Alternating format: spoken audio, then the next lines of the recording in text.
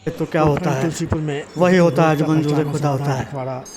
जी हाँ, हम बात करते हैं कांग्रेस प्रत्याशी ये निकाय चुनाव में बलरामपुर जनपद आपको से बता दें कि भुगतान न होने अजीज रानू भाई से पूरी जानकारी और एवं बिल उनसे जानते हैं कि क्या है उनके मुद्दे। सबसे पहले शिकायतों की तो निस्तारण यानी कि न्यूज़ में और आपका विभागीय स्वागत है। योजनाओं कैंपों की जानकारी।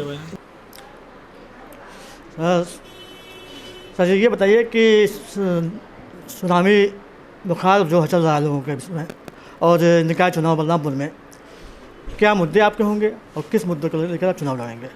मैं लगातार 7 महीनों से निकाय चुनाव में जनता के मुद्दों को, जनता के ज़रूरतों का एक लिस्ट बना के, जिसको मैंने घोषणा पत्र का नाम दिया है, उसी को लेके जनता के बीच में लगातार 7 महीनों से मैं चल रहा हूँ।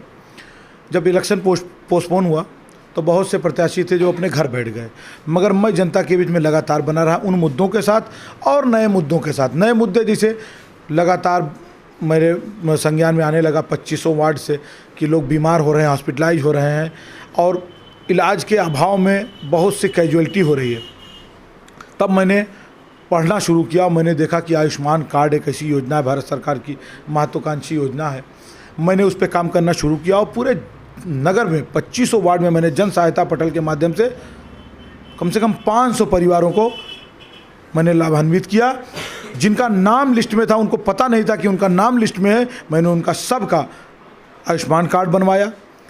बहुत से सेकंड किस्त, थर्ड किस्त प्रधानमंत्री आवास की फंसी हुई थी लोगों की, मैंने उनको निकलवाया। बहुत से मेरी माएँ विधवा वृद्धा पेंशन के लिए भटक रही थी, मैंने उसको भरवाया। मैंने आधार कार्ड में तमाम ऐसे गार्जियन मुझे मिले जो जागरूक नहीं थे, आधार कार्ड के बारे में सही से पता नहीं था, नाम गलत लिखा था, एज गलत लिखी थी। मैंने जन सहायता समूह, जन सहायता पटल के माध्यम से मैंने वो तमाम काम किए। मैं लगातार 7 महीनों से जनता के बीच में सिर्फ काम कर रहा हूँ और अपने मुद्दों के साथ खड़ा हुआ हूँ। मैंने पहले भी मीडिया के बंधुओं से अपने कहा था कि कुछ भी हो जाएगा, कोई प्रत्याशी चेंज होगा, कोई बदलेगा, कोई आएगा, कोई जाएगा, मैं अपने मुद्दों के साथ, अपने घोषणा पत्र के साथ किसी भी आंधी, किसी भी तूफान, किसी भी गर्म हवा, किसी भी ठंडी हवा, सबके लिए मैं खड़ा हूं। आज भी देखिए मैं अपने मुद्दों के साथ खड़ा हूं। लोगों को मौका ढूंढ रहे हैं कि किस तरीके से चुनाव की कैंपेनिंग को आगे बढ़ाया जाए। कोई पैरासूट से भाजपा में बहुत बड़ा आदमी उतारने की कोशिश करता है, उसको लगता है एकाएक वो नगर पालिका का चेयरमैन बन जाएगा। इतना महत्वाकांक्षी आदमी कि पहले उन्होंने MP का ट्राई किया, फिर उसके बाद MLC का ट्राई किया, फिर विधायक का ट्राई किया, अब कुछ नहीं मिला तो कह रहे चेयरमैन ही लड़ लें। अगर चेयरमैन ही नहीं मिलता तो वो मेंबर ही लड़ जाते। तो ऐसे डेस्परेट लोगों से जनता को बचाना है। लगातार काम करने वाले, अगर उनको चुनाव लड़ना होता भारतीय जनता पार्टी के प्रत्याशी को, तो 25 वार्ड में कम से कम 2500 चौपाल करते, जनता के बीच जाते। टेली में क्या समस्या है, खलवा में क्या समस्या है, पूरब टोला में क्या समस्या है, अंधियारी बाग में क्या समस्या है, मतलब पहलवारा में क्या समस्या है, बिशनीपुर रिजर्व में क्या समस्या है। आप जाइए 2500 वार्ड के नाम उनसे पूछिए, वो बताएं, एक सांस में 2500 वार्ड के नाम बताएं, तब मुझे लगेगा कि वो प्रत्याशी सीरियस है। बाकी सपा बसपा का प्रत्याशी जिन्होंने कार्यकाल इतना ख़राब किया है कि आज उनका कारनामा बोल रहा है। सर नगर में आपके यहाँ प्रमुख समस्या क्या होगी? सबसे प्रमुख समस्या मेरी नगर में अगर महिलाओं को देखा जाए तो बड़े पुल से लेकर वीर विनय चौराहे के बीच में जो सबसे बड़ी मार्केट हमारी है, वहाँ एक भी लेडीज़ टॉयलेट नहीं है। सबसे प्राथमिकता मुद्दा ये है कि मैं उस लेडीज़ टॉयलेट को बनाऊंगा जो महिलाओं से जुड़ा है। फिर दूसरा, महिला हेल्पलाइन। आप घर में काम करने वाली गृहिणी है, उनका कूड़ा दरवाजे से नहीं उठता है, नाली बजा रही है, उनको ज़रूरत है, वो उसके लिए इंतजार करते थे कि हस्बैंड आए तो वो जाए चेयरमैन से बात करें या किसी रसूखदार को पकड़ें। अब मैंने उनको ताकत दिया है कि अपने जैसे आप मिक्सी ख़राब होने पे, जैसे फ्रिज ख़राब होने पे, जैसे डिश टीवी ख़राब होने पे आप कस्टमर केयर को फ़ोन करती हैं, ऐसे ही आप हेल्पलाइन नंबर पे नगर पालिका के फ़ोन करिए, आपका कूड़ा उठ जाए, आपका पानी आ जाए, आपका लाइट बदल जाए, आपका झाड़ू लग जाए। ये व्यवस्थाएं मैंने महिलाओं के लिए की। अब आइए, लगातार नगर पालिका में भ्रष्टाचार पर मैं बोलता आया हूँ। भ्रष्टाचार के खिलाफ बोलने वाले सब है, प्रभावी कदम कौन उठाएगा? मैं उठाऊंगा। कैसे उठाऊंगा? नगर पालिका में भ्रष्टाचार ना हो, इसलिए मैंने CCTV विथ वॉइस रिकॉर्डर का प्राविधान किया है। नंबर 2 आइए, परिवार रजिस्टर दाखिल खारिज और जन्म प्रमाण पत्र में प्रमाण पत्र ऑनलाइन देने का वादा किया है। कूड़ा पानी चूना जैसा मैंने पहले बताया हेल्पलाइन नंबर पर कर दूंगा, ये तत्काल व्यवस्था है। बाकी शहर को पहला वोटिंग पार्क देने देने जा रहा हूँ, शहर को सबसे बड़ा पहले झूला देने जा रहा हूँ, जो पहला बलरामपुर का सेल्फी पॉइंट बनाने जा रहा हूँ, बड़े पुल से लेकर वीर विनय चौराहे के बीच में CCTV से लैस कर दूंगा, अपने व्यापारी बंधुओं का बहुत कुछ नहीं कर सका तो चौकीदार का खर्चा बचाऊंगा। ऐसे तमाम योजनाओं को लेकर जनता के बीच में जा रहा हूँ। वर्तमान अध्यक्ष के जो कार्य हुए हैं पूर्व में, उनसे आप कितना संतुष्ट हैं? हाँ भैया, मैं तो असंतुष्ट हूँ, मगर मुझसे लगता है कि मुझसे ज़्यादा जनता जनार्दन असंतुष्ट है। कैसे? उन्होंने इतना गलत तरीके से पानी की निकासी का कोई व्यवस्था नहीं किया, उनको नॉलेज ही नहीं है कि क्या कार्य वो कर सकते हैं, क्या काम वो नहीं कर सकते हैं। वो चुनाव में इतना परेशान हो जाते हैं कि उनको लगता है कि कोई वादा हम भी करें तो जाके किसी वार्ड में वो ये वादा कराते हैं कि मैं जीतूंगा तो ट्रांसफार्मर लगवा दूंगा। उनको यही नहीं पता है कि नगर पालिका के अंडर में बिजली विभाग नहीं आता है। तो अब आप ऐसे सोचिए कि उन्होंने क्या काम किया होगा जब उनको ये नहीं पता है कि उनका अधिकार क्षेत्र क्या है। तो बाबा ऐसे मानिए कि मुझे लगता है कि इस पद के लिए एक शिक्षित उम्मीदवार होना चाहिए, और मैं मानूंगा कि मेरा ये सौभाग्य है कि जो मेरी कैंडिडेट है, मेरी पत्नी, वो अभी तक के नगर पालिका के चेयरमैन के प्रत्याशियों में सबसे पढ़ी लिखी और डिजर्विंग है।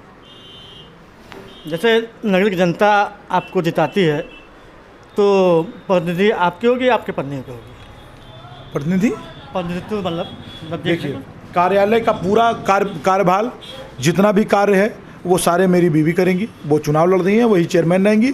मैं प्रतिनिधि भी नहीं बनूंगा नगर पालिका का, मैं नगर सेवक का कार्य करता आ रहा हूँ। नगर सेवक बन के जनता के बीच में मिलूंगा। मैंने इसको भरे मंच से भी वादा किया, आप लोगों को मीडिया बंधुओं के सामने भी वादा कर रहा हूँ कि मैं कोई प्रतिनिधि नहीं बनने जा रहा हूँ। मेरी पत्नी चेयरमैन बनेगी, मैं नगर सेवक रह के जनता के बीच में जनता का काम करूँगा। मेरा आखिरी सवाल आपसे है कि दानवीर सिंह धीरू जो कि भाजपा के प्रत्याशी हैं, उनके संबंध में लोगों का कहना है कि उन्होंने कोरोना काल में और बाढ़ पीड़ितों की मदद की है। इस संबंध में क्या कहेंगे? देखिए, मैंने बहुत पहले ही कहा था, फिर मैं कह रहा हूँ कि मैं कोई समय का मतलब समाज सेवी नहीं हूँ कि कोरोना आएगा तो समाज सेवी बन जाऊँगा, उसके बाद घर चला जाऊँगा। फ्लड में आप जब डूबने लगेंगे तो मैं समाज सेवी बन जाऊंगा, उसके बाद घर चला जाऊंगा। आज जलजला भूकंप आ जाए, मैं समाज सेवी बन जाऊंगा, बाकी घर चला जाऊंगा। मैं कह रहा हूं, मैं वो समाज सेवी हूं कि जो कोरोना काल में भी आपको दिखूंगा, मैं आपको बाढ़ में भी दिखूंगा, और जब आपके दरवाजे पे कूड़ा गजा रहेगा तब भी मैं दिखूंगा, जब आपके दरवाजे पे जानवर मरा पड़ा रहेगा तब भी मैं दिखूंगा, जब आपके दरवाजे पे लाइट नहीं जलेगी तब भी मैं दिखूंगा। ये बहुत छोटा चुनाव है, नगर पालिका अध्यक्ष का चुनाव है, ये नाली क्रॉस का चुनाव है, सफाई का चुनाव है।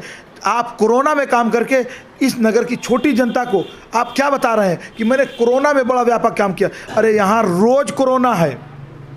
आप सर्दी जुकाम कोरोना काल को बहुत शानदार तरीके से अगर हमारे देश की जनता ने उससे निपटा है, मगर आप ये भी तो मानिए कि संचारी रोग मेरे बीच अभी भी बने हुए हैं। कभी डेंगू आ जाता है, कभी मलेरिया आ जाता है, इसको कौन देखेगा? इसके लिए परमानेंट जो जनता के बीच में नगर सेवक बना रहेगा वही सारा काम करेगा। उसके लिए टाइमिंग वाला चेयरमैन मेरे हिसाब से उपयोगी नहीं होगा। जनता मन बना चुकी है।